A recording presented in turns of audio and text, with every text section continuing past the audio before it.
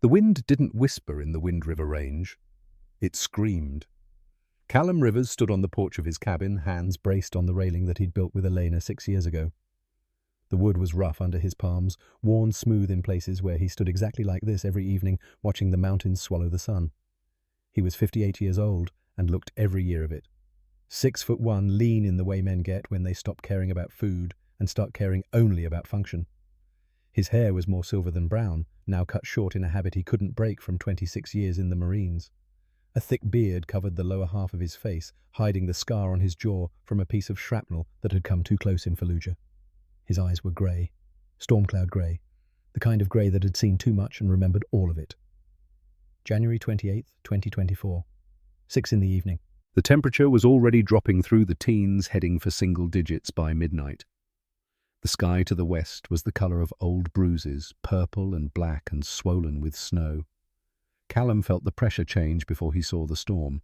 His bad knee, the one that still carried fragments of an IED blast from 2 decades ago, ached with a deep, bone-cold certainty. Big storm, the kind that buried the high country and didn't let go for weeks. At his feet sat Ranger. The dog was a German shepherd 6 years old with a coat that ran silver-grey and black like smoke over charcoal. He weighed 85 pounds of trained muscle and sharp intelligence. His ears were up radar dishes scanning the tree line. His dark eyes tracked movement Callum couldn't see yet, processing information his human would never catch. Ranger had been a military working dog. Explosive detection, 3rd Military Police Detachment attached to units in Kandahar. His handler, Staff Sergeant Michael Torres, had been killed by a sniper in May 2020. The dog had stayed with the body for 6 hours until extraction arrived, refusing to leave his fallen partner.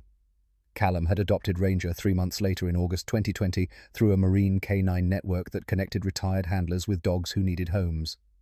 It had been 6 months since Elena died. 6 months of silence so complete it felt like drowning. The dog had saved him, not in any dramatic way, just by needing to be fed, needing to be walked, needing something from Callum when he had nothing left to give. Now they were bonded in the way soldiers bond, not through words, through presence, through the shared understanding that the world was a hard place and you didn't survive it alone. "Storm's coming," Callum said. His voice was rough from disuse. He'd spoken maybe 50 words in the past week, all of them to the dog. Ranger's tail moved once. Acknowledgement. Callum turned and looked through the window into the cabin. It was small. One main room with a kitchen along the back wall, a stone fireplace that dominated the east side, a bedroom and bathroom carved into the original structure. The furniture was simple. A couch that had seen better days, a wooden table with 2 chairs, bookshelves made from reclaimed barnwood filled with paperbacks and field manuals and geology texts that had belonged to Elena. On the mantel above the fireplace sat one photograph. Callum and Elena taken 4 years ago before the cancer. She was laughing in the picture, her dark hair caught by the wind, her hand on Ranger's head.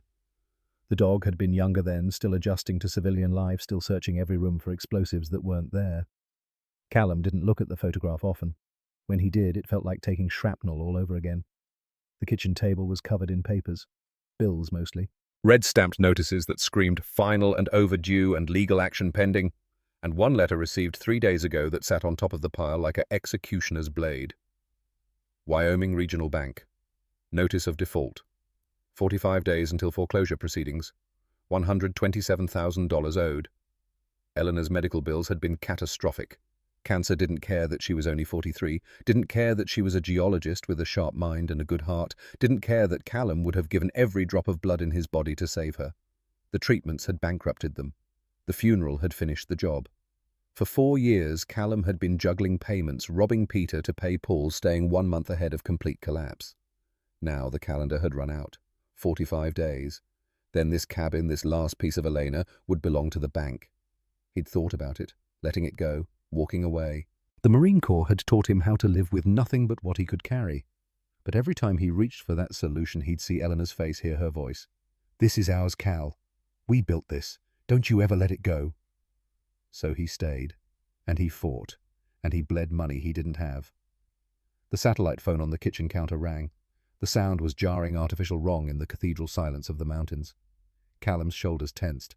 He hated that phone, hated what it represented. Connection, contact, the world reaching in. Ranger's ears swiveled toward the sound, but he didn't move, waiting for Callum's command. Callum walked inside his boots, heavy on the wooden floor, and picked up the receiver. Rivers? Oh, thank goodness, Callum, I caught you. The voice was thin, crackled by static and distance. Lenora Hatch. His nearest neighbour, though nearest, meant 12 miles down the mountain on a road that was more suggestion than pavement. Lenora was 67, a widow since her husband died 9 years ago. Army Ranger killed in a training accident at Fort Benning. She'd stayed in Wyoming afterward, running a small rental property operation out of stubbornness and the need to keep moving. She'd been kind to Callum after Elena died, brought food he didn't eat, sat in silence when silence was all he could offer. Never pushed, never demanded. She was one of maybe 3 people in the world he could tolerate. Lenora. What's wrong? It's this storm, hun. Her voice was tight with worry. Forecast says it's going to be biblical. And I've got renters in the Aspen cabin. Young couple. They were supposed to check in this afternoon, but I haven't heard a peep. I'm stuck down in Lander at my sister's and I've got a bad feeling. Callum looked out the window. The first snowflakes were starting to fall fat and wet, the kind that meant business. The Aspen cabin was 5 miles deeper into the backcountry, accessible only by a logging road that was treacherous in good weather and suicidal in bad. Every instinct he had said no. Stay here. Stay isolated. Stay safe behind the walls he'd built. But Lenora had never asked him for anything, and her voice had that edge, the one that said something was genuinely wrong. How long until the roads close? Weather service says 4 hours, maybe less. A pause. I know it's asking a lot, Callum. I know you like your quiet, but if they're up there and they're not prepared... I'll check it. Oh, bless you. I mean it. Just see if they're there. If they are, tell them the emergency kit is under the sink. If they're not, I'll lock it up. Callum's voice was flat. Mission parameters. Objectives. Execute. Thank you. I owe you. He hung up without responding. Stood for a moment, hand still on the receiver, jaw tight. Ranger had moved to the door. The dog knew. Change in routine meant action. Action meant purpose. Callum grabbed his jacket from the hook by the door. Heavy brown leather, cracked and worn, left unzipped. Beneath it, he wore a flannel shirt in navy and grey. Faded Levi's that had seen a decade of use. Work boots with tread that still bit, because in this country, traction was survival. He pulled his gear from the closet. A tactical flashlight, military grade. A first aid kit, because combat medic training didn't fade just because you retired. A fixed blade knife on his belt concealed by the jacket. No firearm. He'd stopped carrying after Elena died. The weight felt wrong without a mission to justify it. Load up, he said to Ranger. The dog was through the door before Callum finished speaking, a grey streak against the white ground. The truck was a 1998 Ford F-150 forest green with rust eating the wheel wells and 200,000 miles on the odometer. It started on the second try, engine coughing in the cold before settling into a rough idle. Ranger jumped into the passenger seat, sitting upright alert, watching. Callum put the truck in gear and headed down the mountain. The drive was slow, deliberate. The snow was coming down harder now, big flakes that stuck to the windshield faster than the wipers could clear them. Visibility was maybe 50 feet and dropping.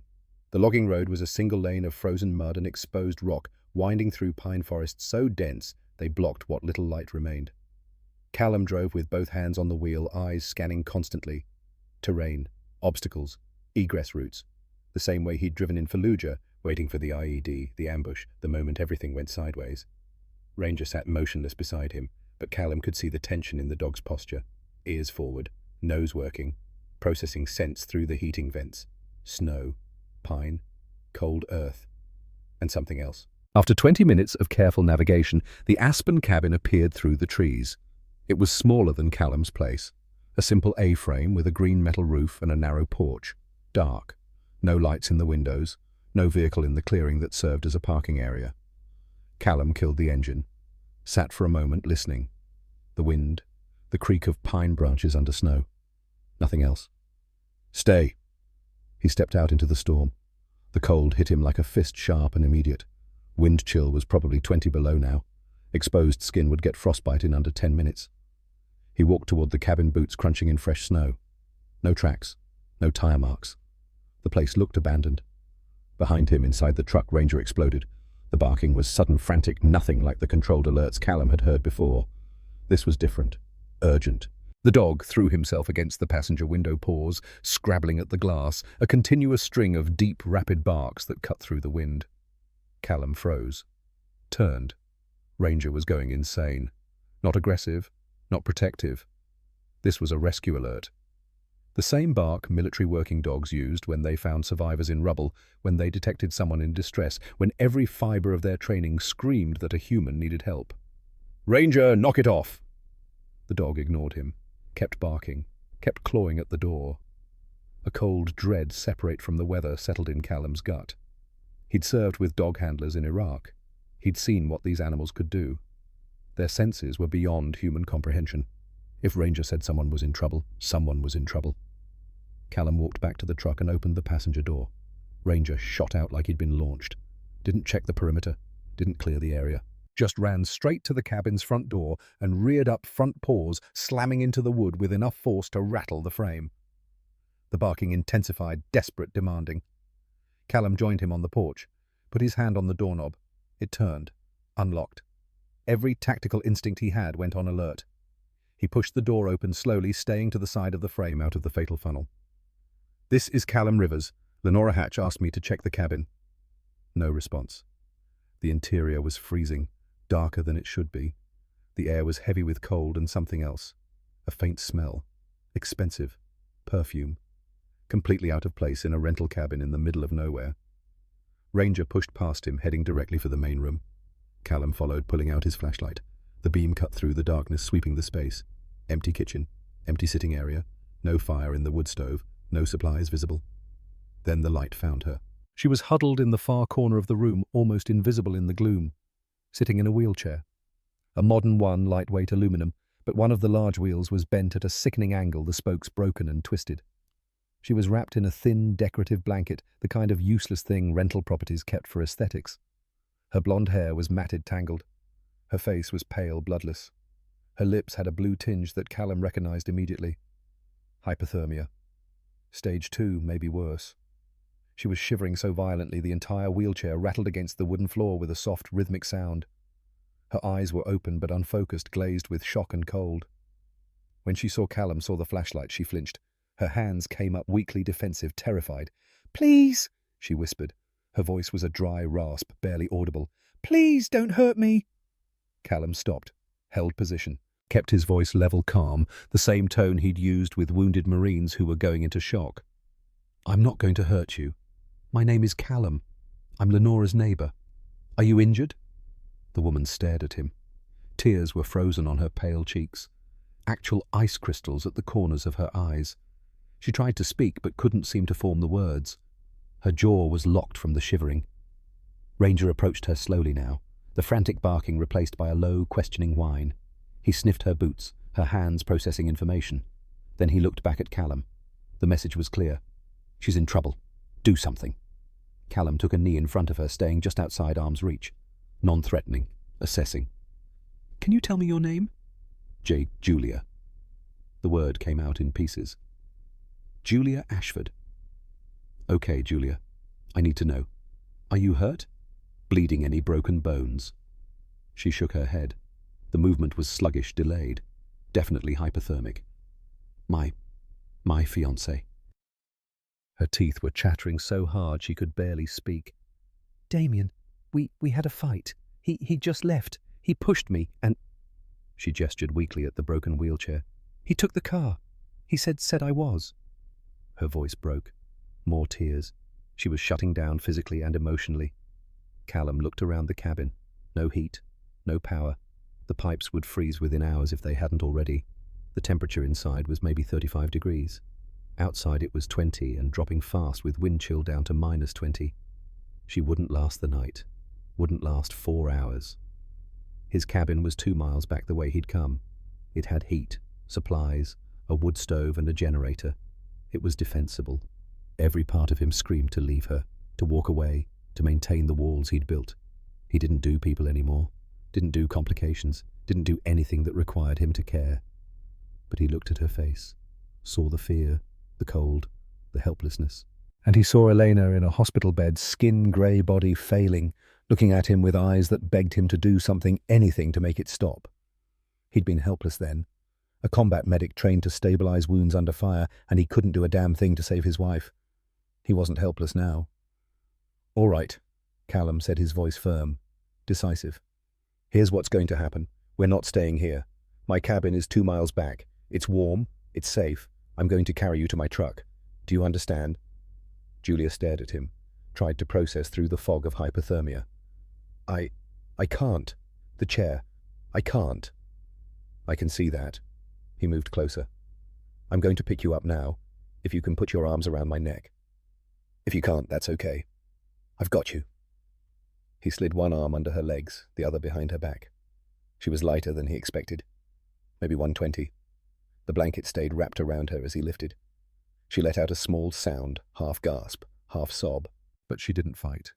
Her arms came up weakly, hands grasping at his jacket collar. "Ranger, heel!" The dog immediately moved to Callum's left side, the position he'd held for his handler in Afghanistan, the position that meant protection, guidance, trust. Callum turned and carried Julia Ashford out of the dark cabin and into the storm. The trip back was a war. The wind had picked up, gusting to 40, maybe 50 miles per hour. The snow was no longer falling. It was being driven horizontally, a white wall of ice crystals that tore at exposed skin and made it impossible to see more than 5 feet. Callum held Julia close to his chest, using his body as a windbreak. Her face was pressed against his jacket, her breathing shallow and fast against his collarbone. The blanket whipped and snapped in the wind, but he kept it wrapped around her with sheer, stubborn pressure. Ranger stayed pressed against his left leg, a solid, warm presence in the chaos. The dog knew the way. Had walked this route 100 times. His nose was better than GPS, his memory infallible. Callum's knees screamed. Every step on the uneven, snow-covered ground sent pain lancing up his leg, but he didn't slow, couldn't slow. Hypothermia was a countdown. Every minute in the cold was a minute closer to irreversible damage. His combat medic training ran through his head like a checklist. Mild hypothermia, 95 to 90 degrees core temp. Shivering confusion, poor coordination. Moderate 90 to 82 degrees. Violent shivering, then no shivering. Slurred speech. Irrational behavior. Severe below 82. Unconsciousness. Cardiac arrest. Death. Julia was somewhere between mild and moderate. The violent shivering was a good sign. It meant her body was still fighting. When the shivering stopped, that's when people died. The truck appeared through the snow like a ghost. Callum pulled the passenger door open one-handed, set Julia inside as gently as he could manage. Ranger jumped in after her, positioning himself between her and the door, providing body heat. Callum got behind the wheel, started the engine, cranked the heat to maximum. "Stay awake," he said.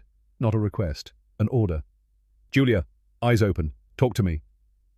Cold. She was curled in on herself, the blanket clutched around her like armor. "I know. We're moving. 2 minutes." He drove by feel more than sight. The road was gone, buried under snow, but he'd driven this route in the dark, in storms, in conditions that would have stopped anyone without military training. Muscle memory, terrain awareness, the same skills that had kept him alive in Iraq. The cabin emerged from the storm. Callum pulled as close to the porch as he could, killed the engine. "Ranger, inside, clear." The dog was out and moving, bounding through knee-deep snow to the porch, then waiting at the door. Ready. Callum lifted Julia again. She was barely conscious now, her eyes half closed, the shivering starting to slow. Not good. He moved fast, carrying her up the porch steps through the door. Ranger held position beside. The cabin was warm. The fire he'd banked before leaving was still going, low coals that pulsed orange in the dim light. The contrast from outside to inside was so stark, it felt like passing through a portal. "I'm putting you on the couch," Callum said. "Don't fight me." He set her down on the overstuffed sofa that faced the fireplace, immediately went to work, added 3 large logs to the fire, used a bellows to drive oxygen into the coals. Flames caught, spread, roared to life. Heat began rolling across the room in visible waves. He turned back to Julia. She was slumped on the couch, the blanket around her eyes closed. "Stay awake. That's an order." He went to the kitchen, moving with economy born of routine. Filled a heavy ceramic mug with water, put it in the microwave. Waited the 30 seconds, pulled it out. Added instant coffee, strong, hot enough to scald. He brought it back to her, knelt beside the couch. "Coffee. Hot. You need to drink it." She tried to reach for the mug, but her hands were shaking so badly she couldn't grip it. He could see the frustration in her face, the humiliation. Without a word, Callum took her hands in his. They were ice, bloodless. He wrapped them around the mug, his own hands covering hers, forcing her fingers to close to hold. "Feel the heat," he said. "Drink." She raised the mug to her lips with his help, took a small sip, coughed, took another. The liquid was doing its job. Internal warming, core temperature stabilization. My chair, she whispered. He broke it. I can't. I know. It's still in the truck. We'll deal with it later. His voice was flat, matter of fact. Right now, you drink that coffee and you get warm. He released her hand, stood. Went to the hall closet and pulled out 2 thick wool blankets, military surplus army green, heavy and warm. He brought them back, draped one over her lap, held the other. You need to get out of the wet clothes. Panic flashed in her eyes. I'll turn my back, he said. Put the blanket around you. I'm not asking. Wet clothes in this cold will kill you. He turned away, giving her privacy, faced the fire, waited. Behind him, he heard the rustle of fabric, the soft sounds of someone struggling with cold, stiffened fingers. It took longer than it should have. He didn't comment, just waited. Okay, she said finally. Her voice was small. He turned back. She was wrapped in the blanket, cocooned, only her face visible. Her wet clothes were in a pile on the floor. Callum picked them up, carried them to the bathroom, hung them over the shower rod. Then he returned, added more wood to the fire, checked the damper. The lights flickered, went out. The generator kicked in 30 seconds later, a distant rumble from the shed outside. Emergency lighting came on soft and amber, but Callum preferred the firelight. He switched the electric lights off. Generator's automatic, he said, but I like the quiet. He looked at Julia, really looked at her for the first time. Blonde hair tangled and damp, features that would have been pretty under different circumstances, eyes that were blue or maybe grey, hard to tell in the firelight. Mid-30s, he guessed, expensive bone structure, manicured nails even under the grime. And that perfume. Chanel, maybe. Something that cost more than his monthly food budget. She didn't belong here, didn't fit. A woman like this should be in a penthouse somewhere, not freezing in a mountain cabin. Questions formed in his mind, but he didn't ask them. Not his business, not his problem. She was a mission objective now. Keep alive, keep warm, extract when possible. Ranger had positioned himself on his usual rug by the hearth, but his eyes weren't on the fire. They were on Julia. Watching, assessing. The dog's head was up, ears forward, not aggressive, just analytical. The dog won't hurt you, Callum said. He's trained. He'll watch you, but he won't approach unless you're in distress. What's his name? Ranger. Military. Was. Callum moved to the window, checked the storm. Complete whiteout. Zero visibility. His handler was killed in Afghanistan. I adopted him 4 years ago. He didn't mention Elena. Didn't explain that 4 years ago meant right after she died. Didn't talk about how the dog had been the only reason he got out of bed for 6 months. Thank you, Julia whispered, for helping me. I don't know what I would have. Don't thank me. His voice was sharp-cutting. I didn't do it for you. I did it for Lenora. And I did it for the dog. He doesn't like to see things freeze. It was cruel. He knew it was cruel. But it was also the truth. He hadn't saved her out of kindness. He'd saved her because the alternative was listening to a woman die 2 miles away while he did nothing. He couldn't do that again. Julia's face fell. She looked down at the coffee mug in her hands, the blanket wrapped around her shoulders. Callum picked up a third blanket, the one he'd grabbed from the closet, and dropped it on the arm of the couch. Storm's locked in, he said.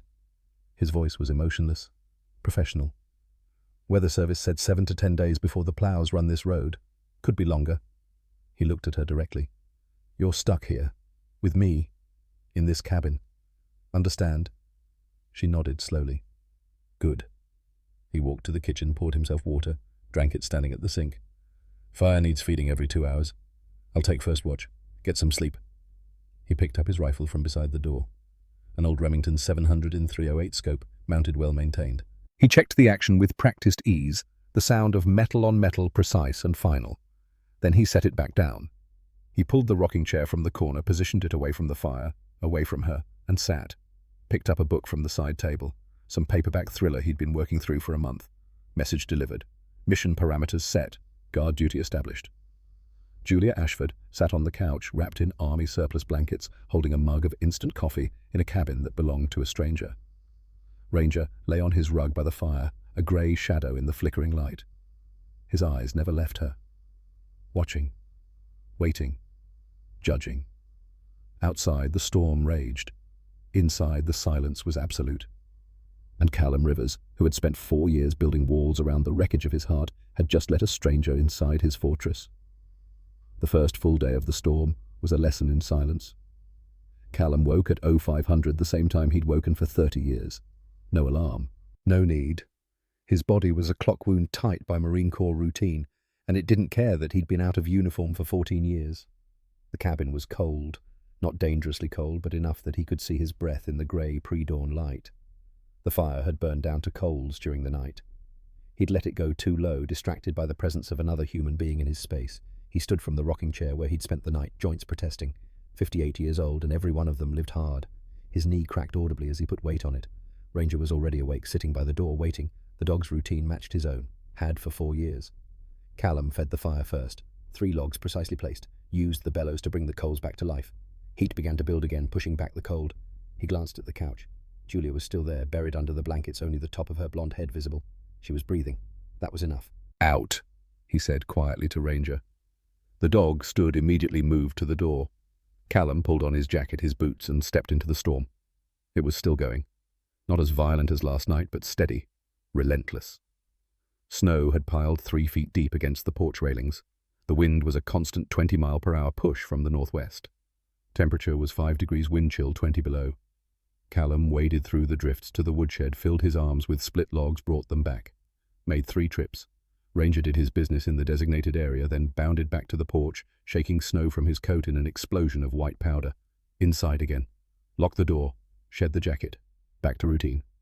Callum made coffee. The real kind, not instant. Ground beans. French press. Boiling water. The ritual was meditative. Precise. The smell filled the cabin, rich and dark. He poured 1 mug. Sat at the kitchen table. Looked at the stack of bills that mocked him every morning. 45 days until foreclosure. Now 44. He'd been doing the math for weeks. Knew it didn't work. Even if he stopped eating, stopped buying fuel, stopped everything except keeping the lights on, he couldn't make $127,000 appear out of thin air. The cabin was worth maybe $200,000 in this market, less probably this far from anything. But it had a lien against it. Medical debt, hospital debt, debt that had eaten Elena alive and was now eating everything she'd left behind. He could sell it, pay off the bank, walk away with maybe 50 grand and no home. Or he could let the bank take it, walk away with nothing and no home. Either way, he lost the last piece of her. Behind him on the couch, Julia stirred. A small sound. Movement under the blankets. Callum didn't turn around. Didn't acknowledge her. Just drank his coffee and stared at numbers that wouldn't add up. She didn't speak for the first 2 hours. Neither did he. Callum went about his day as if she didn't exist. He made oatmeal on the wood stove, 1 bowl, set it on the table, ate it standing up, looking out the window at the white void. When he was done, he washed the bowl, put it away, poured another coffee. Then, as an afterthought, he poured a 2nd mug, walked to the couch, set it on the small table beside her without a word. Julia's eyes were open, watching him, red-rimmed, exhausted. "Thank you," she whispered. He didn't respond, just walked away. At 900 hours he made a 2nd bowl of oatmeal. This one he set on the table near the couch, along with a bottle of water, a spoon. Still didn't speak, just left it there and went back to his chair. She ate slowly. He could hear the spoon against the bowl, small and deliberate. When she was done, she set it back on the table. "I can't," she started. Her voice was rough. "I can't reach the bathroom. I'm sorry. I just—" "Can you stand?" His voice was flat, clinical. "No. I the wheelchair."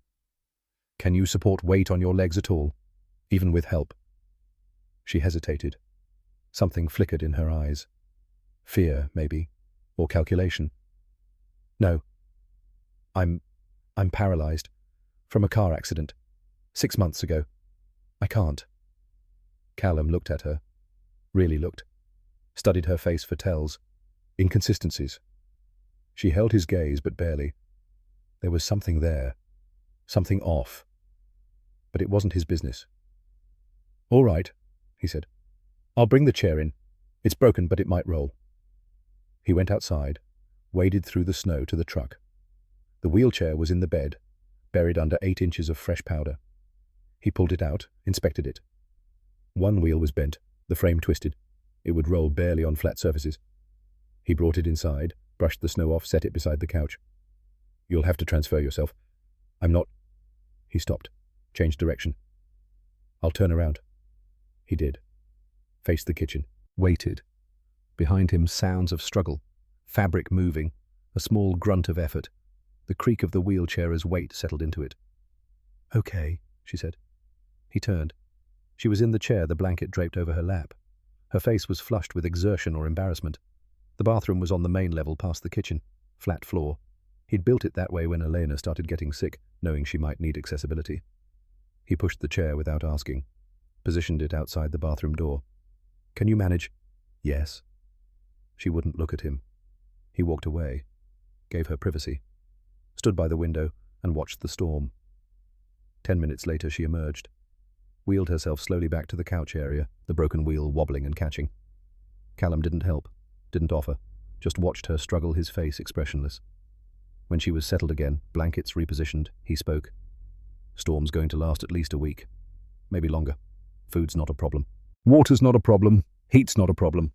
He paused. "Space is." She looked at him, waiting. "This is a small cabin. 1 bedroom, 1 bathroom. You're on the couch. I'll sleep in the chair. We stay out of each other's way. Understand?" "Yes." "I'm not a talker. Don't expect conversation. Don't expect company. You're here because the alternative was dying in the cold. That's all this is." She flinched. Just slightly. But nodded. "Good." He went back to his routine. Checked the windows. Checked the generator fuel level. Checked the propane. All the small maintenance tasks that kept a man alive in the high country. Ranger watched from his rug by the fire. The dog hadn't approached Julia since they'd arrived. Hadn't shown aggression, but hadn't shown interest either. Just observation. Assessment. The silence stretched. Hours passed. The only sounds were the wind, the fire, and the occasional creak of the cabin settling under the weight of snow. It was on the 3rd night that everything changed. Callum had been dozing in the rocking chair, the rifle across his lap, when he heard it. A sound so soft he almost missed it. A hitch in breathing. A caught sob. He opened his eyes. Julia was crying. Trying not to. Failing. Her face was turned toward the fire, one hand pressed to her mouth, shoulders shaking with the effort of staying quiet. Silent tears ran down her cheeks, catching the firelight. Callum closed his eyes again. Not his problem, not his business. But the sound continued. Small, broken, desperate. On his rug by the hearth, Ranger's head came up. His ears swiveled toward Julia. He stood a slow, deliberate movement. Callum's eyes snapped open. Watched. The dog approached the couch. Not fast, not aggressive, just curious. He stopped 3 feet away, head tilted, studying her. Julia didn't seem to notice, lost in whatever private hell she was navigating. Ranger took another step. Closer. His nose worked, processing scents, salt from tears, stress hormones, fear, loneliness. Things a military working dog was trained to detect in wounded soldiers, in people who needed help. The dog whined, a low, soft sound, not a warning, a question. Julia looked up, startled, saw Ranger standing there watching her with dark, intelligent eyes. "Hey, boy," she whispered. Her voice broke on the words. Ranger took the final step. He was at the edge of the couch now, close enough to touch. He sniffed her hand where it rested on the blanket. Then slowly, deliberately, he rested his head on the edge of the couch, on her knee, right where her hand could reach. Not demanding, offering. Julia's hand moved, shaking, hesitant. She touched the top of his head, fingers sinking into the thick grey fur. Ranger's eyes closed. He leaned into the touch, let out a long, heavy sigh. Then he shifted, positioning himself so his head was fully on her lap, his body pressed against the front of the couch. Close, warm, present. From his chair across the room, Callum sat frozen. He couldn't breathe, couldn't move, couldn't process what he was seeing. Ranger, his dog, Elena's dog. The animal who hadn't let anyone touch him except Callum in 4 years. The dog who had stood guard at Elena's grave for 3 hours after the funeral, refusing to leave until Callum physically carried him away. That dog had just chosen a stranger. Something cracked open in Callum's chest, something he'd kept sealed and buried and locked away. He stood abruptly. The rocking chair scraped against the floor. Both Julia and Ranger looked at him. Callum said nothing, just turned and walked out the door into the storm. The cold hit him like a physical blow. He hadn't grabbed his jacket, didn't care. Just walked off the porch into knee-deep snow, kept walking until the cabin was a dim shape behind him. The wind tore at his flannel shirt. Snow drove into his face, stinging, blinding. His knee screamed with every step. He stopped 50 yards out, stood in the storm, let it rage around him. Elena's voice in his head clear as if she were standing next to him. "Don't let the quiet kill you, Cal. Let someone in." She'd said it 3 days before she died. Morphine making her words soft and slurred, but the message clear. She'd known he would do this. Build walls, hide, become a ghost. "I can't," he'd told her. "I don't know how to do this without you. You find a way. You always find a way. Promise me." He'd promised, lied. Same thing. And now a stranger was in his cabin, crying on his couch, and his dog, the last living piece of Elena's world, had offered her comfort. Not him, the dog. What did that say about him? Callum looked up at the black sky, snow driving into his face. "I don't know how to do this," he said out loud to no one. To Eleanor, to God, to the mountain. "I don't know how to let her in." The storm didn't answer. It never did. He stood there for 5 more minutes, letting the cold leach into his bones until his hands were numb and his face felt like stone. Then he turned and walked back. When he came through the door, Julia was asleep. Ranger was still there, head on her lap, eyes open, watching the door. The dog's tail moved once when Callum entered. A small wag. Acknowledgement. Callum shook the snow from his hair, hung his jacket on the hook. His hands were white, bloodless. He ran them under lukewarm water in the kitchen sink until feeling returned in needles of pain. He looked at the couch, at the woman and the dog. Something had shifted. He could feel it. A crack in the ice. Not a thaw, not yet, but the beginning of one. He dried his hands, made coffee, sat at the kitchen table with the bills and the foreclosure notice and the weight of 4 years of grief. And for the first time since Eleanor died, he didn't feel completely alone. The next morning, Callum made 2 bowls of oatmeal. He didn't say anything, just set one on the table near Julia's couch, the other at his place. She was awake, watching him. Ranger was still close to her, lying on the floor beside the couch instead of his usual rug. "Thank you," she said quietly. This time Callum nodded, just slightly. Acknowledgement. He ate his breakfast. She ate hers. The silence was still there, but it had changed. Less hostile, more coexistent. When she was done, he collected her bowl without comment, washed it, put it away. Then he looked at the broken wheelchair, at the 3 steps that led from the living room level up to the kitchen and front door.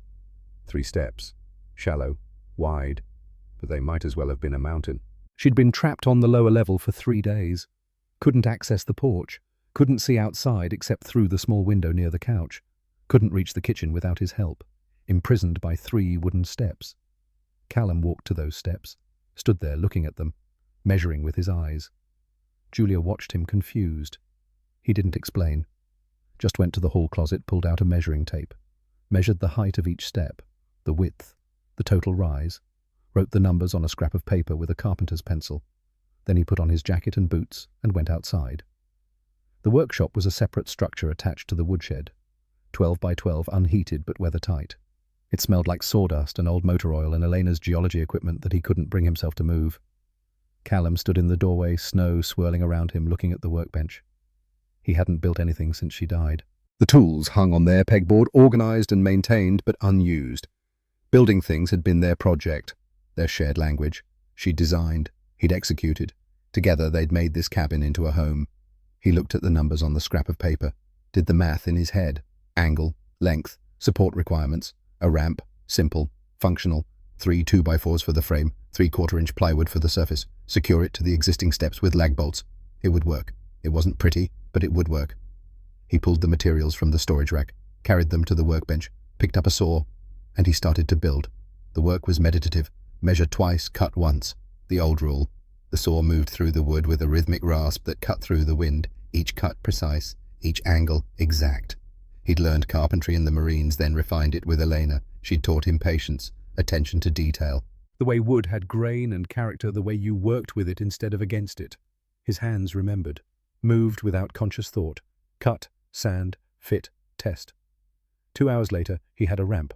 Raw plywood 2x4 frame, solid and functional. Ugly as sin, but engineered to hold 300 pounds without flexing. He carried it back to the cabin through the storm. Julia was awake, sitting up on the couch when he came through the door carrying the ramp. Her eyes went wide. Callum said nothing, just maneuvered the ramp into position, set it over the 3 steps. It locked into place with the precision he'd designed into it. He tested it with his own weight. Solid, no movement. Then he went to her wheelchair, inspected the bent wheel again. The frame was aluminum lightweight, the wheel was steel. He gripped the rim with both hands and pulled. Metal screamed, bent. He adjusted his grip, pulled again. The wheel slowly returned to something close to round. Not perfect. It would wobble, but it would roll. He pushed the wheelchair to her. Let's test it. She transferred from the couch, her movements careful, controlled. Too controlled, some distant part of his brain noted, but he pushed the observation aside. He pushed her up the ramp. The wheel wobbled, but held. The plywood didn't flex. At the top, she was level with the kitchen, level with the front door. Callum wheeled her to the door, opened it. Cold air rushed in, but so did light, and space, and the vast white world beyond the cabin. Julia made a sound. Small. Broken. Not quite a sob. He wheeled her onto the covered porch. The overhang had kept most of the snow off, leaving a clear space, maybe 8 feet by 6. The storm had gentled, not stopped but softened. Visibility was maybe 100 yards.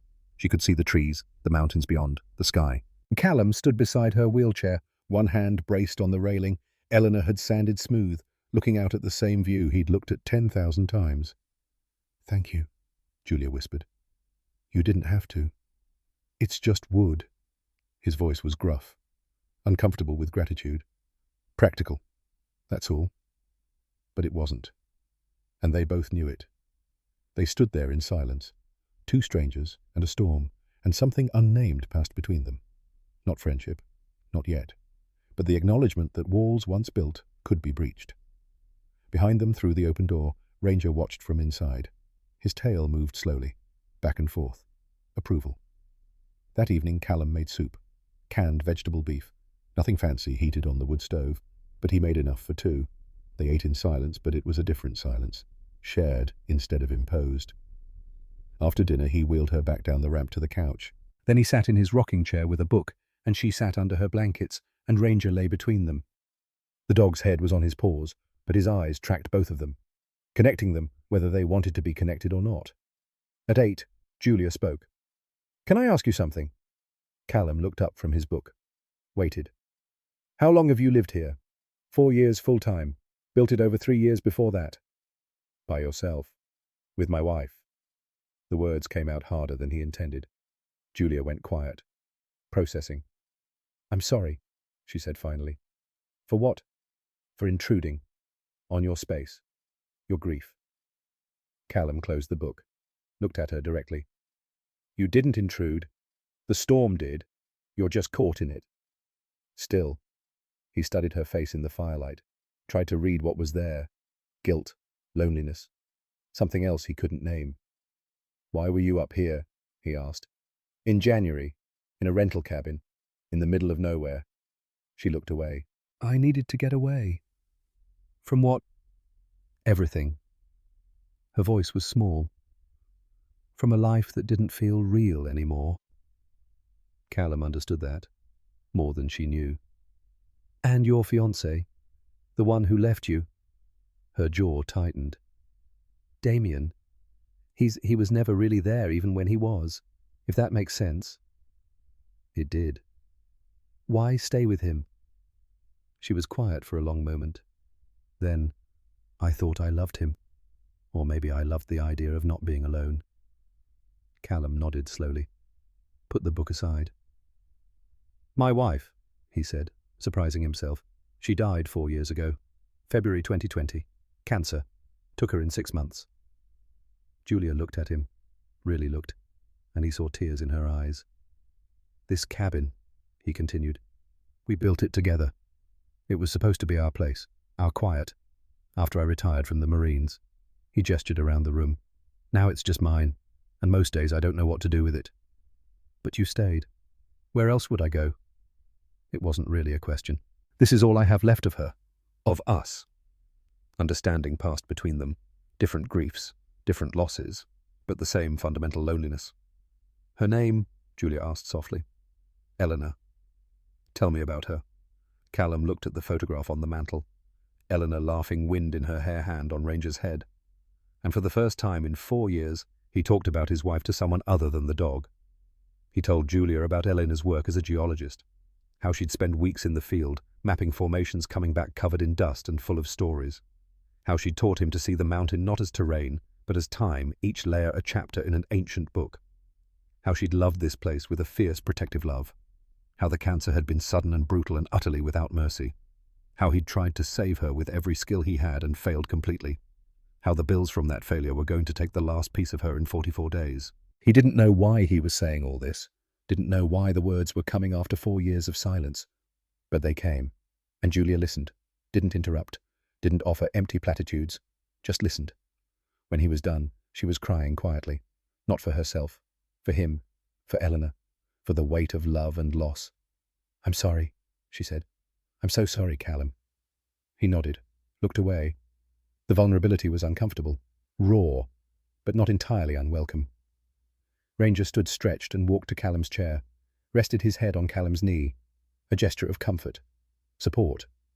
Callum's hand found the dog's head, stroked the soft ears. "He was hers," Callum said quietly. "She trained him. When she got sick, he'd lie next to her bed for hours, just being there. When she died, he searched the whole cabin for 3 days, looking for her. And now he's yours. Now he's all I've got." Julia watched the dog and the man, the bond between them, visible and profound. "You're lucky," she said, "to have had that, to still have him." Callum looked at her, at this stranger in a wheelchair in his cabin, this woman who'd been abandoned by someone who was supposed to love her. "Yeah," he said quietly, "I guess I am." The fire crackled. The storm continued its assault outside, and inside, 3 damaged souls sat in the warm light, connected by nothing more than circumstance and the slow opening of ice-locked hearts. The 8th day of the storm broke with an eerie stillness. Callum woke to silence. Not the usual mountain quiet, but true silence. The wind had stopped. The assault on the cabin's walls had ceased. He sat up in the rocking chair where he'd spent another night, his back protesting, and looked toward the window. Pale grey light filtered through. Dawn. And beyond the glass, nothing moved. The world outside was transformed. Snow had buried everything under a uniform white blanket at least 4 feet deep. Drifts against the cabin reached 6 feet, covering the lower windows entirely. The pines bowed under the weight branches touching ground. The truck was a white mound in the yard. They were buried, truly buried, and would stay that way until the county plows made it this far up the mountain. 7 to 10 days, the weather service had said. Maybe longer. He looked at the calendar on the wall. February 5th, 2024. Eleanor had been dead 4 years and 3 days. The foreclosure deadline was 41 days away. Numbers that used to matter. Now they felt distant, abstract. Behind him on the couch, Julia stirred. Ranger was already awake, sitting beside her. His routine shifted in the past days to include guarding this new person in their space. Callum went to make coffee. 2 mugs now. Routine established without discussion. As he worked, he heard the wheelchair's uneven roll, Julia maneuvering herself to the bathroom. The broken wheel still wobbled, but she'd learned to compensate. She'd been here 8 days, learning the space, learning to navigate, learning him. He poured the coffee, set both mugs on the kitchen table. A small gesture, an invitation. Julia emerged from the bathroom, wheeled herself up the ramp he'd built, and approached the table. Her blonde hair was cleaner now. She'd washed it in the sink 2 days ago, asked him to turn around while she did it. It hung loose around her shoulders, catching the morning light. She looked different than the half-frozen woman he'd found, healthier, but also more troubled, as if warmth had thawed not just her body, but whatever she'd been running from. Julia wheeled to the glass, looked out at the buried landscape. "We're trapped. For now." She turned to look at him. "How long?" "County plows week at minimum. Lenora's road gets cleared last. We're after that." He sipped his coffee. "Food's fine. Fuel's fine. We wait." And then he knew what she was asking. What happens when the road opens? When you can leave? Then you call whoever you need to call. Get extracted. Go back to your life. She looked down at her coffee mug. "What if I don't want to—" Callum studied her. "Don't want what?" "To go back." The words hung in the air between them. Heavy. Loaded with implications he didn't want to examine. "Not my business what you want," he said finally. You've got a life out there, fiancé, money clearly. He gestured at her clothes, expensive even after days of wear. This isn't real. This is just survival. Is that what Elena was, just survival? The question hit like a fist. Callum's jaw tightened. Don't, he said, voice low and dangerous. Don't compare. I'm not. I'm asking if hiding from grief counts as living or just surviving. You've been here 8 days and you think you know me. I know you built a ramp for a stranger. Her voice was soft but firm. I know your dog chose me and it broke something open in you. I know you talked about your wife for the first time in years. That's not nothing, Callum. He wanted to argue, wanted to retreat behind his walls, but she was right, and they both knew it. What do you want from me? He asked. Nothing. She met his eyes. I'm just saying thank you for letting me see that you're still human under all that armor. Before he could respond, Ranger stood abruptly. His ears swiveled toward the front of the cabin.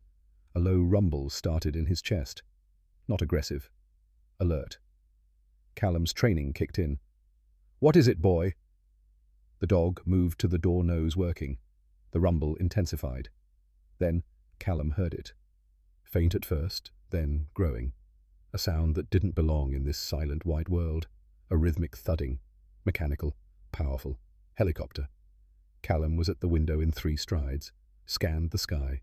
There, breaking through the low clouds to the south. A Bell 429 black and sleek executive model. Coming fast and low. No, Julia whispered behind him. Her voice was pure dread.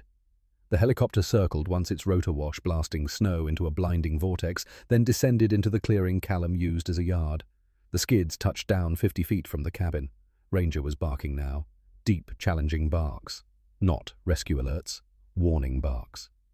The side door slid open. A man in a flight suit stepped out first. Pilot, clearly. He took up position beside the aircraft hand near his sidearm. Professional. Security. Then the passenger emerged. He was tall, lean, early 40s. Dark hair, perfectly styled despite the rotor wash. He wore a charcoal cashmere overcoat that probably cost $5,000. Black dress shoes that were completely absurd in 4 feet of snow. He stepped down, like he was stepping onto a red carpet, surveying the cabin with an expression of barely concealed distaste. This was Damien Cross. Callum didn't need to be told. Every line of the man's body screamed entitled, controlled, used to getting exactly what he wanted. Julia, Damien's voice carried easily in the still air. Game's over, darling. Time to come home. Beside Callum, Julia had gone pale. Her hands gripped the armrests of her wheelchair so hard her knuckles were white. How did he find me? She whispered. Damien pulled a phone from his coat pocket, held it up. GPS tracker in the satellite phone I gave you, sweetheart. Did you really think I'd let you disappear? I've known exactly where you were the entire time. The casual cruelty of it. The surveillance. The control. Callum felt a cold anger settle in his gut. Damien's eyes finally focused on Callum. Looked him up and down. The worn flannel, the faded jeans, the beard, the cabin. Ah, the local help. Damien's smile was condescending. Damien Cross, I'm here for my fiancée. Thank you for keeping her safe. I'll make sure you're compensated for your trouble. Callum said nothing, just stared. Damien's smile faltered slightly.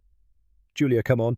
We have the Anderson Gala Friday. You've made your point. This little test is over. Test. The word hung in the air. Callum looked at Julia, saw the guilt flash across her face, the shame. Test, he repeated flatly. Damien laughed. Oh, she didn't tell you, of course not. My Julia loves her little games. He gestured grandly. The paralysis, the abandoned woman routine, all an act. A test to see if I'd stay. Well, I'm here, aren't I? Helicopter the works. I'd say I passed. The world tilted. Callum turned slowly to look at Julia, at her legs, at the wheelchair, at 8 days of lies. Is that true? She couldn't meet his eyes. Callum, please. Is it true? Yes. Barely a whisper. But not the way he... Callum walked away. Didn't trust himself to speak. Didn't trust what he might do if he stayed in that room. He'd built her a ramp. Spent 2 hours in the freezing cold cutting wood for a lie. Had told her about Elena, opened wounds he'd kept sealed for 4 years for a lie. Behind him, Ranger's barking intensified. The dog was at the door now, hackles raised. Damien had approached the porch, confident, entitled. "Julia, we're leaving. Now!" He reached for the door. Ranger launched himself at it, slamming his full 85 pounds against the wood, snarling with a ferocity Callum had never heard from him. This wasn't a working dog alert. This was pure protective aggression. Damien stumbled backward, real fear flickering across his face. "Call off your animal!" Callum stood frozen. His dog, protecting her, still protecting her after everything. "Callum," Damien's voice went shrill. "Control your dog." Callum looked at Ranger, at the fury in the dog's posture. This animal had served in war zones, had detected explosives that could kill dozens, had lost his handler and kept fighting, and now he was defending a woman who'd lied to both of them. "Ranger," Callum said quietly. "Stand down." The dog hesitated, looked back at him. The message clear. "Are you sure? Stand down." Ranger backed away from the door, still growling but obedient. Damien straightened his coat. "Julia, helicopter. Now." "I'm not asking again." Julia wheeled toward the door, stopped, looked at Callum's back. "I'm sorry," she said. "I know that doesn't... I'm so sorry." Callum didn't turn around. She wheeled closer to the door. Damien was waiting, hand extended, to help her, and then she stopped. Just stopped. "No," Julia said. Damien blinked. "Excuse me. No, I'm not going." "Julia, don't be ridiculous. This has gone on long enough." "You left me." Her voice was stronger now. "When you thought I was actually paralyzed, when you thought I was actually helpless, you left me in a freezing cabin and drove away. It was a test. Your test. And you failed." She looked at him with clear eyes. "You failed every single part of it. And then you put a tracker on me like I'm property you need to monitor. I was protecting you. You were controlling me, like you control everything." She wheeled backward away from the door. "I'm not going, Damien. We're done." Damien's face darkened. "You're making a mistake. I can destroy you, Julia. Your company, your reputation, your family's name. Do it." Her voice didn't waver. "I'd rather have nothing real than everything fake." For a long moment, Damien just stared. Then his expression shifted. Cold. Calculating. The mask coming off. "Fine. Stay in your mountain hovel with your broken veteran and his dog. See how long that fantasy lasts." He turned toward the helicopter. "Don't come crying to me when reality hits." He climbed back into the Bell 429. The pilot followed. The rotors spun up, blasting snow in all directions. And then they were gone, lifting into the grey sky, the sound fading until only silence remained. Julia sat in her wheelchair in the middle of the cabin. Callum stood with his back to her, hands braced on the kitchen counter. Ranger moved between them, confused, distressed, looking from one to the other. "Callum," Julia said quietly, "please let me explain."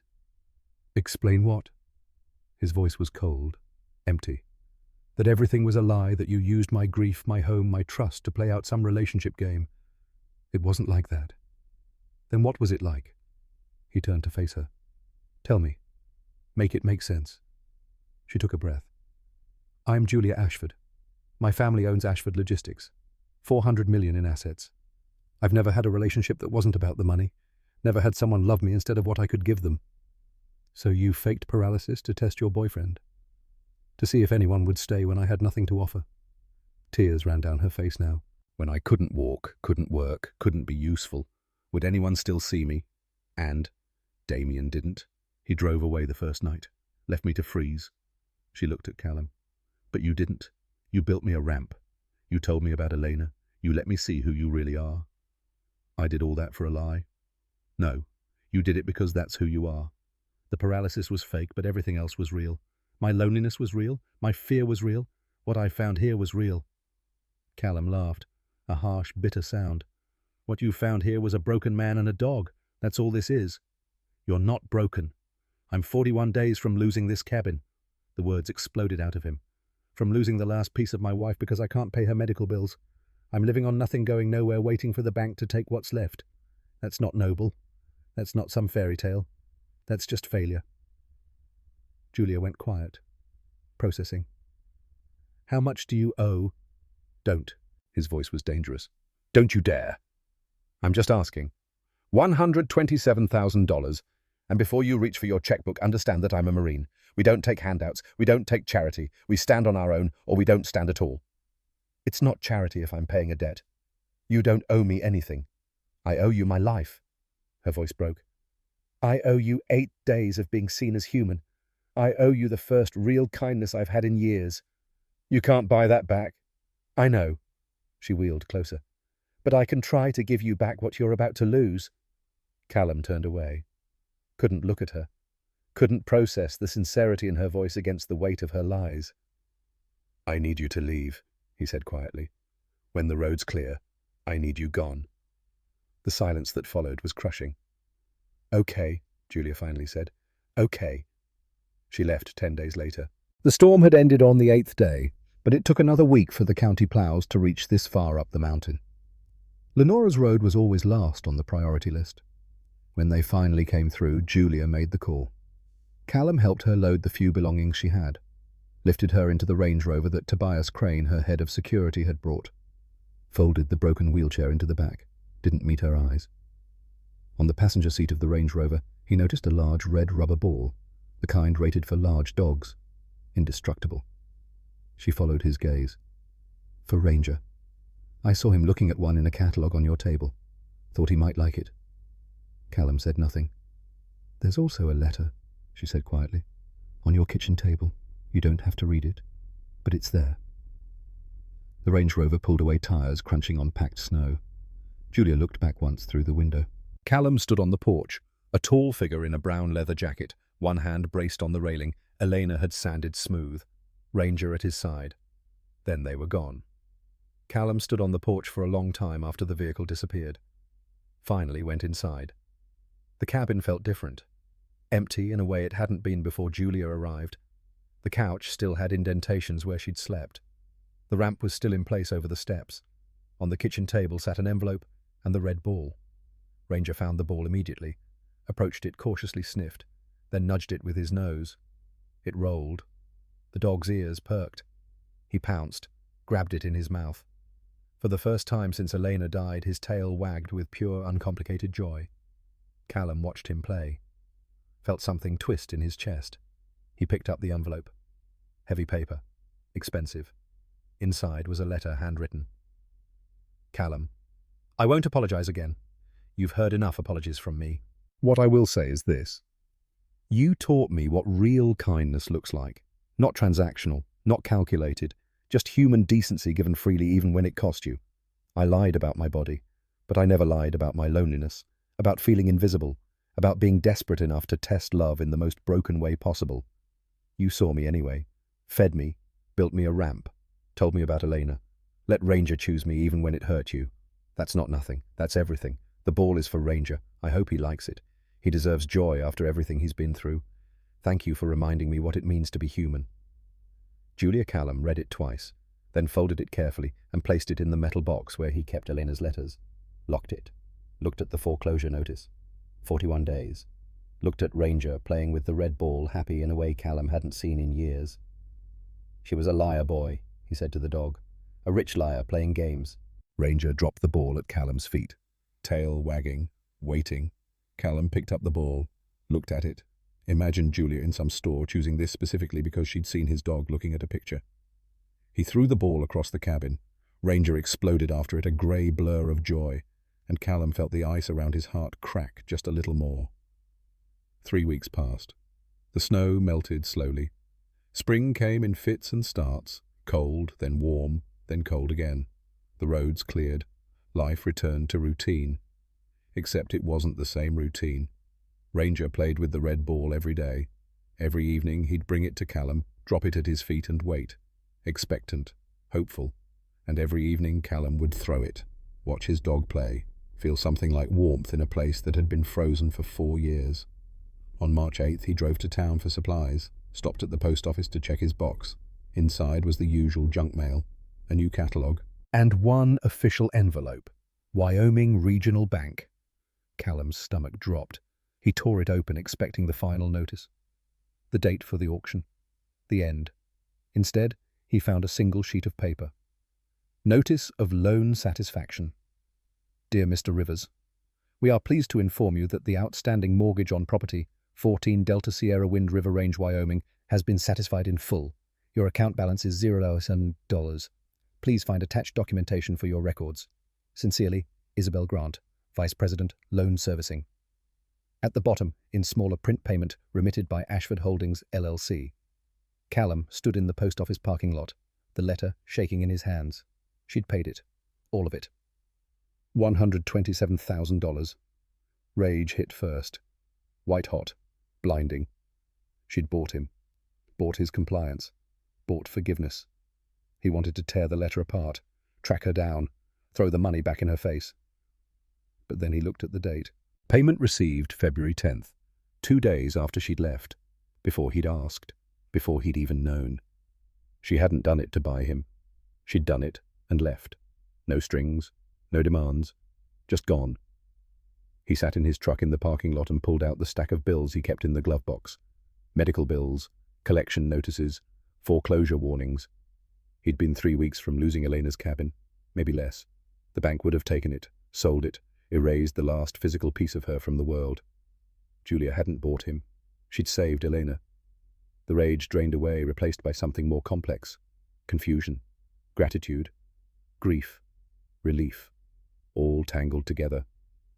He drove home in silence, the letter on the passenger seat, Ranger in the back, the red ball in his mouth. That night Callum sat at the kitchen table, the bank letter in front of him, Julia's letter beside it, Ranger at his feet, the red ball in his mouth. He could reject the payment, call the bank, tell them to reverse it, stand on principle, on pride, on the Marine Corps values that said you earn what you have or you don't deserve it. He could lose the cabin, lose Elena's dream, but keep his integrity. Or he picked up Julia's letter, read it again. The bank was taking something that wasn't theirs to take. I just stopped them. Not a gift, an intervention. He looked around the cabin, the walls he and Elena had framed, the floors they'd sanded, the stone fireplace they'd mortared together, her hands mixing the cement while he placed each rock. She'd loved this place, loved every nail, every board, every imperfect corner. And she'd told him, made him promise not to let pride kill him. Callum reached for the phone, dialed Lenora. "It's Callum. I heard about the payment, hun. You okay?" Pause. Long silence. "I don't know how to accept this, Lenora. Maybe you don't accept it for you. Maybe you accept it for Elena, for what she wanted." More silence. "She told me to let someone in," Callum said quietly, "before she died. Made me promise. And I think maybe this is how." He hung up, looked at the bank letter, at the zero balance. Ranger dropped the ball at his feet, tail wagging, waiting. Callum picked it up, threw it across the cabin. The dog chased it, joyful, free. And Callum made his choice. That night, Callum did something he hadn't done in 4 years. He opened the metal box, took out Elena's letters, read them again. Found the one she'd written 3 days before she died. Her handwriting shaky from morphine but still legible. "Cal, don't let the quiet kill you. I know you. I know you'll hide when I'm gone. Build walls. Push everyone away. Don't. The cabin was supposed to be our beginning, not your end. Forgiveness isn't weakness. It's the strongest thing you'll ever do. Don't let pride kill your second chance. Let someone in. I love you. Always." Callum read it 3 times. Then looked at Julia's letter, at the bank notice, at the red ball Ranger had left by his chair. He thought about a woman who'd lied about paralysis, and a woman who'd told him the truth about pride, and he wondered if maybe they were both right. Spring came in full force in late April. The snow was gone except in the deepest shadows. Green was returning to the high country. Elk were moving back into their summer range. The cabin was warm without the wood stove. Callum was fixing fence line when he heard it. An engine, old, struggling, coming up his road. Ranger's head came up, his ears swiveled, but he didn't bark, just watched. A truck emerged from the tree line. Ford F-150, late 90s model, forest green, rusty wheel wells, Montana plates. It pulled into the clearing and stopped. The driver's door opened. Julia stepped out. She wore jeans, not designer, just regular Levi's. A flannel shirt, work boots. Her blonde hair was pulled back in a simple ponytail. No makeup. No jewelry. She looked nothing like the woman who'd arrived in a Range Rover. She looked real. Callum stood 50 feet away, hammer in his hand, Ranger at his side. They looked at each other across the muddy spring yard. "What are you doing here?" Callum's voice was neutral. guarded. "I came to see Ranger." At the sound of his name, the dog's ears perked. He looked up at Callum, waiting for permission. "Go ahead," Callum said quietly. Ranger exploded across the yard, hit Julia at full speed, nearly knocking her down. He was a whirlwind of wagging tail and happy whines, jumping up to put his paws on her shoulders, licking her face. She laughed, a real laugh, wrapped her arms around him. "Hey, boy, I missed you too." Ranger ran in a tight circle, then tore back to the porch, grabbed the red ball, brought it back to Julia, dropped it at her feet. You're back. Play with me." Julia picked up the ball, threw it. Ranger chased it with pure joy. Callum walked slowly toward her, stopped 10 feet away. "Why'd you pay the debt?" Julia looked at him. "It wasn't for you." "Then who?" "The bank. They were taking something that wasn't theirs to take. Elena built this place. She loved it. You told me that. I just stopped them from stealing it." "That's still $127,000. It's money. I have money. What I don't have—" She stopped, started again. "What I didn't have was a place where someone saw me as human." "So you bought it?" "No." Her voice was firm. "I protected it. There's a difference." Callum studied her. The old truck, the cheap clothes, the absence of everything that had screamed wealth before. "What happened to Damien?" "Served him papers the day after I left here. It's over." "And the company?" "Still mine. I'm just running it differently now, remotely." She gestured at the truck. "Downsizing, simplifying, trying to figure out what actually matters." Ranger brought the ball back. She threw it again. "You didn't have to come back," Callum said. "I know." "So why did you—" She looked at him. Really looked. "Because in 8 days in that cabin I felt more real than I'd felt in 8 years outside it. Because your dog chose me, and it meant something.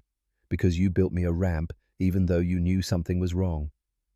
I was wrong to trust you. Maybe. But you trusted anyway. That's not weakness, Callum. That's strength." He wanted to argue, wanted to stay behind his walls. But he was tired. Tired of fighting. Tired of the cold. He looked at Ranger playing with the ball Julia had given him. At the cabin, he still owned because she'd intervened. At the woman standing in front of him, asking for nothing, offering everything. He thought about Elena's letter. "Don't let pride kill your second chance." Callum let out a long breath. "I don't forgive you. I'm not asking you to. But I'm not sending you away either." Hope flickered in her eyes. "No. Storm's coming in tonight. Temperature's dropping. You shouldn't drive that truck in bad weather." The corner of her mouth lifted. "Is that right?" "That's right." He nodded toward the cabin. "Come on, I'll make coffee." She followed. Ranger bounded between them, the red ball in his mouth, tail wagging furiously. They walked into the cabin together. Callum made coffee, 2 mugs, set them on the table. They sat, drank in silence. It wasn't forgiveness. Not yet. But it was a beginning. Outside, the spring storm rolled in. Gentle this time. Temporary. Inside, Callum sat in his rocking chair with a field manual. Julia worked at the kitchen table laptop, glowing soft.